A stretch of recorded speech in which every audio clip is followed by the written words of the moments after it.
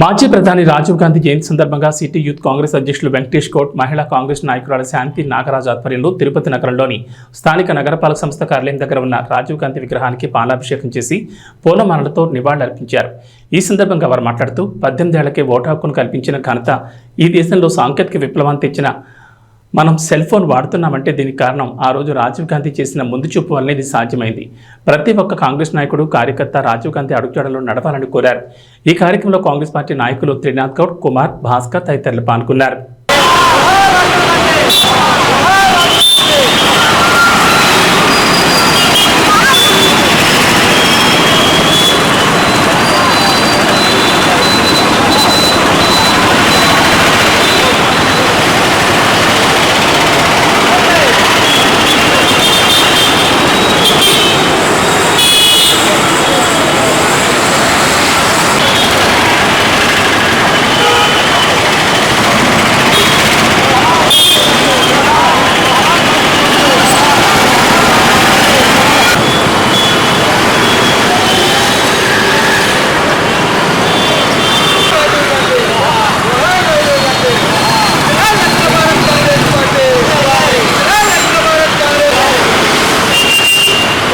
మాజీ ప్రధాని రాజీవ్ గాంధీ 80వ జయంతి వేడుకలు జరుపుకుంటున్నాం.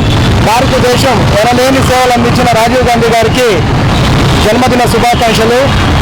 అదేవిధంగా యువతకు 18 ఏళ్లకే ఓటు హక్కు కల్పించి యువతను రాజకీయాల్లో తీసుకొచ్చే విధంగా రాజీవ్ గాంధీ అప్పట్లోనే ఆలోచించి ఈ ఓటు హక్కును అనేది చట్టాన్ని తేవడం మంచిగా మనం జరిగింది. జోహార్ రాజీవ్ గాంధీ.